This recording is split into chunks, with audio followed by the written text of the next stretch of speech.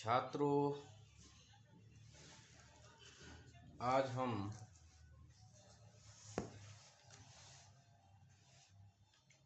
भक्ति काल के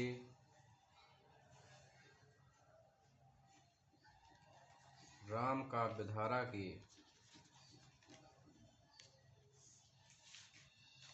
मूर्धन्य कवि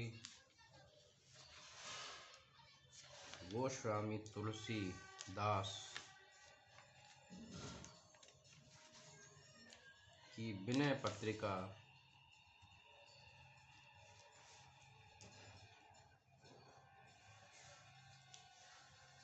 की चर्चा करेंगे।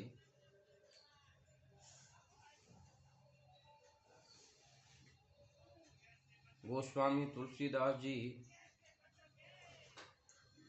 एक महान भक्त और साधक रहे हैं। आपने 12 ग्रंथों का प्रणयन किया है।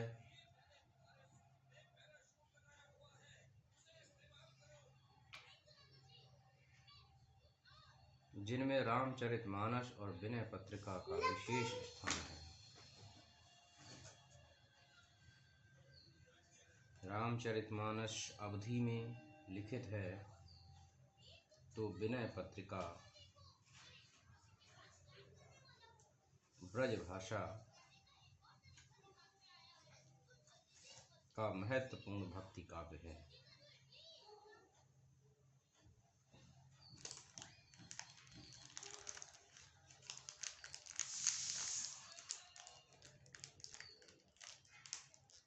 गोस्वामी तुलसीदास जी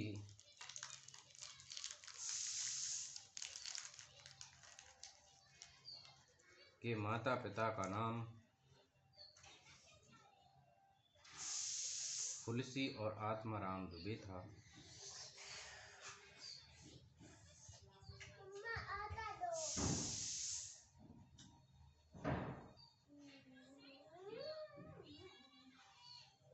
आपका जन्म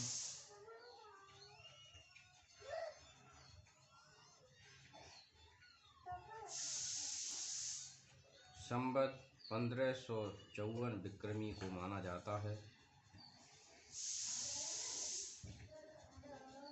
आपके जन्म स्थान के विषय में विवाद प्रचलित है। कुछ लोग राजापुर को मानते हैं तो कुछ लोग सोरों को। आपके गुरु का नाम नरहरिदास था। आपने ब्रज भाषा में जो विनय पत्रिका लिखी है, यह आपके प्रौढ़ दार्शनिक चिंतन को प्रकट करती है। इसमें अपने आराध्य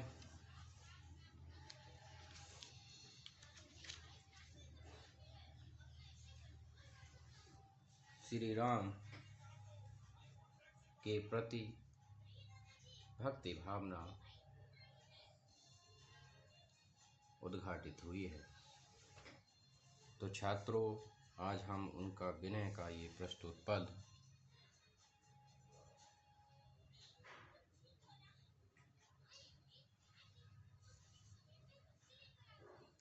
को जानेंगे। तो आइए छात्रों, शुरू करते हैं।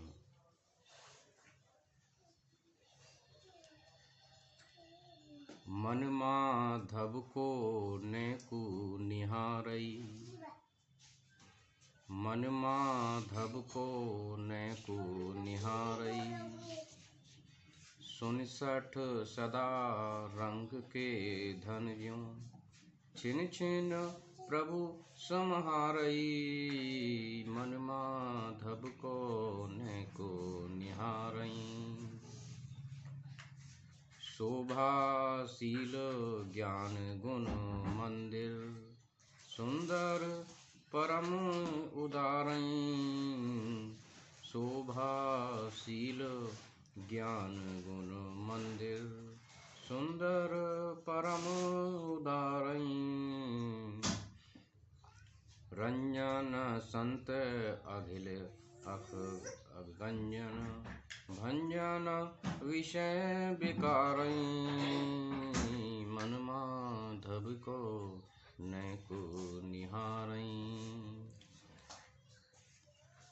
69 सदा रंग के धन ज्यों छिन छिन प्रभु संहारई मन माधव को नैको निहारई जो बिन जोग जग व्रत संयम गयो चह भव पारई जो बिनु जोग जग व्रत संयम गयो चह भव पारई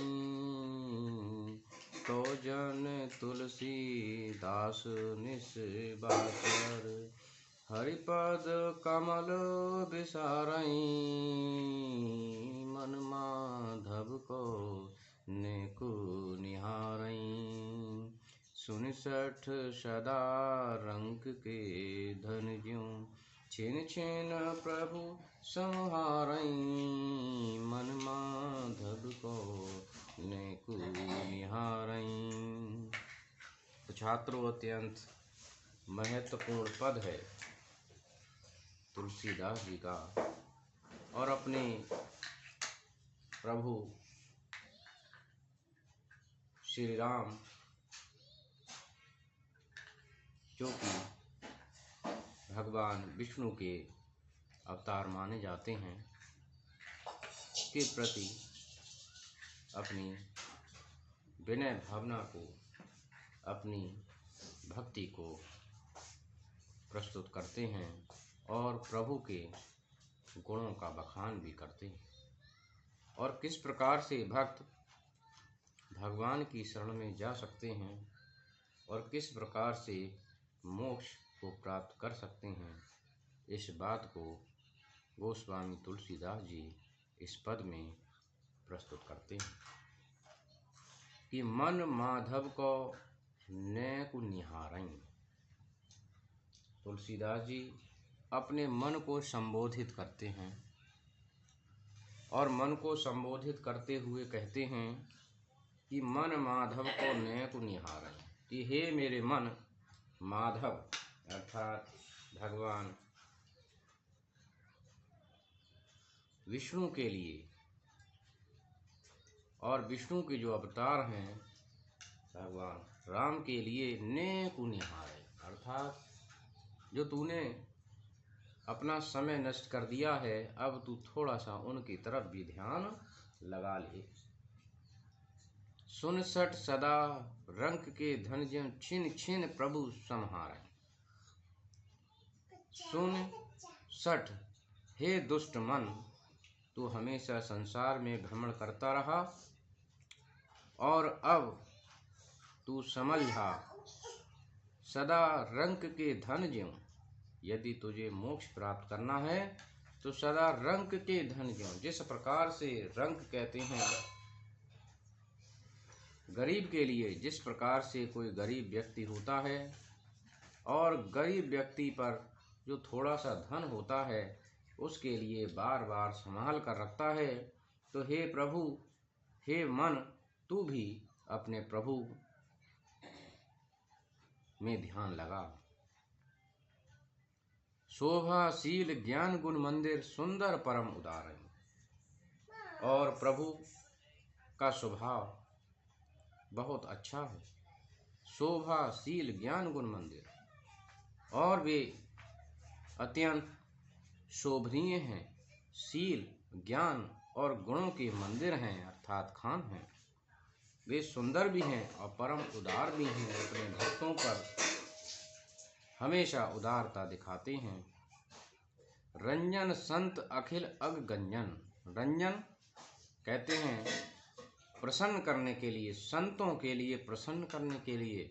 अखिल अग गंजन अर्थात अखिल संपूर्ण अग पापों को गंजन माने तोड़ने के लिए और संपूर्ण पापों को नष्ट करने के लिए भंजन विषय विकार हैं।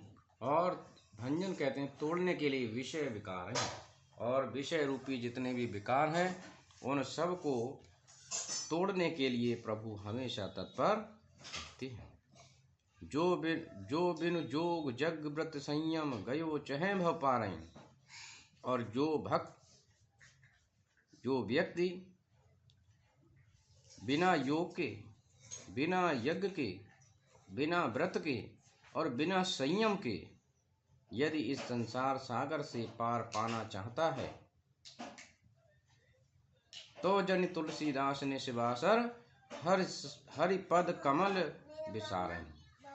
तो ऐसे व्यक्ति को निशिवासर, निशि कहते हैं रात्रि के लिए और वासर कहते हैं दिन के लिए, कि रात दिन हरि पद, हरि अर्थात विष्णु के पद, कमल विसारैं अर्थात उसके लिए भगवान विष्णु के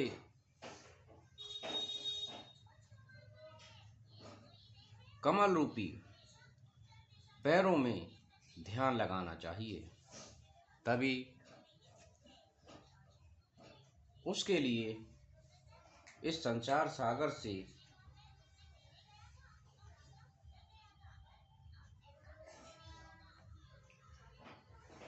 मुक्ति मिल सकती है और वह आवागमन के बंधनों से मुक्त हो सकता है।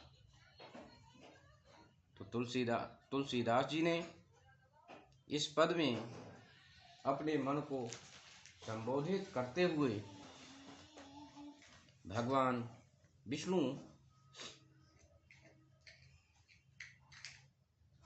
में ध्यान लगाने के लिए कहा है और उनके गुणों का बखान भी किया है, और साथ ही उन्होंने मोक्ष प्राप्ति का अत्यंत सहज, सरल और सुगम मार्ग भी बताया है, क्योंकि सभी भक्त योग नहीं कर सकते, सभी भक्त यज्ञ नहीं कर सकते, व्रत नहीं कर सकते, संयम नहीं कर सकते, तो कम से कम भगवान विष्णु के कमल रूपी पैरों में ध्यान तो लगा ही सकते हैं। तो उन्होंने बहुत ही सरल और सुगम रास्ता बताया है जिसके माध्यम से इस संसार सागर से पार पाया जा सकता है। तो मैं समझता हूँ छात्रों कि आपने इस पद को अवश्य समझा होगा। धन्यवाद।